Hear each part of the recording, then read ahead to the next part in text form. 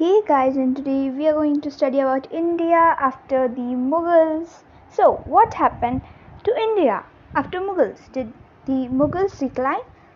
If decline, then what were the reasons for the decline? All this we are going to study in today's video. So, watch it till the end and subscribe if you like the work for more videos. So, now first thing to understand is that Aurangzeb was the last prominent ruler, as we know, and the Mughal emperors who ruled after Aurangzeb were known as the later Mughals. Now, these later Mughals were not capable to handle the big administration or the big empire and just plundered everything into just a state of anarchy. So, what were the factors responsible for the decline of the Mughal Empire? Now, after Aurangzeb, Bahadur Shah, Jahandar Shah, Farrukh Muhammad Shah, Alamgir II, Shah Alam II, Akbar II, and Bahadur Shah Zafar ruled. So, all these emperors were not able to handle it, and there were several reasons or several factors responsible for the decline of the Mughal Empire. So, what were these? Let us study about them in detail. Number 1. Economic crisis. So, the Mughal Empire reached, as we know that it reached its zenith or was at its peak during the reign of Aurangzeb.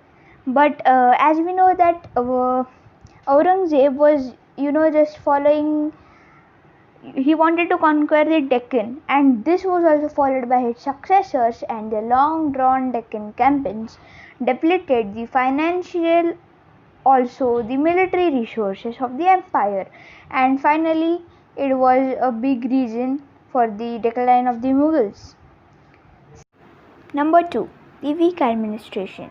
So during these weak and incompetent later Mughals, the administration was totally neglected, and due to this it became around impossible to just keep the check on the Mansabdars, and they just used their extraordinary powers and took more than necessary land revenues, which was a burden on the peasants and the zamindars. And the governors controlled the important offices such as the revenue, military, and other administration, and this was also a great reason for the decline of the Mughal Empire. Now, number 3.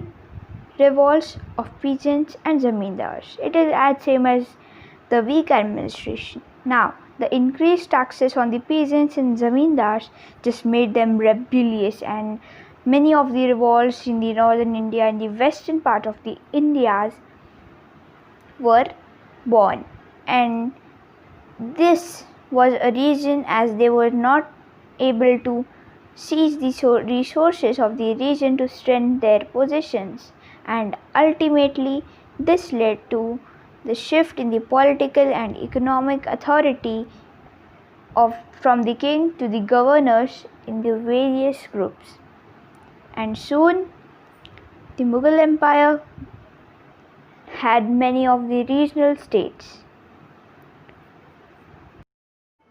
Number 4. The foreign invasions. Foreign invasions are harmful for any of the empire, and the later Mughals were already incapable. And in the middle of this economic and political crisis, Nadir Shah, who was the ruler of Persia, present-day Iran, plundered the city of Delhi in the year 1739, and this invasion caused considerable damage to the Mughal Empire. Nadir Shah not only carried immense booty but also carried the Kohinoor diamond and the peacock throne of Shah Jahan. After him, Ahmad Shah Abdali, who was an Afghan ruler, invaded India between the year 1748 CE and 1761 CE. This was also a huge reason for the decline of the later Mughals. Number 5. Rivalry among the nobility. So the Mughal Empire was more weakened by the rivalry among the later Mughals nobility. The nobility was mainly divided into two groups, which were named as Iranis and Turanis. The Iranis were a group of Iranian nobility, where Turanis was a group of Turkish nobility. And the later Mughals were already the puppet of these nobility's hands. And these nobles plunged the whole vast empire into a state of anarchy. And this led to wars, conspirations, confusion, and this was really a great factor responsible for the decline. Number 6. The Mughal tradition of succession. So as we know that Aurangzeb imprisoned Shah Jahan in his last days and also killed almost all his brothers. And during the 18th century, these wars of successions became more fierce and more destructive, which caused the loss of lives, not only lives but also the destruction of property. And these infanted successors only did the wars. Also, the Mughal emperors followed the Timurid tradition of dividing the inheritance among all the sons. Timurid tradition is a tradition in which the total empire will be divided into the total number of sons. And this was done, and this was also, we can imagine that it is a great factor responsible for the decline. And now the last, number 7, arrival of the British. We already know that during the time period of Jahangir, the Mughals took the permission and established their first factory at Surat. And the already Mughal Empire received a finishing blow from the British. And by 1765 CE, the British had major territories of eastern India under their control and emerged as the master of India.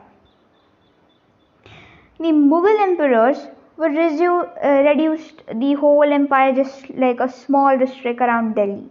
And the later Mughals never regained the authority and the dignity of their early days, but they did to manage some parts of the India till 1850s.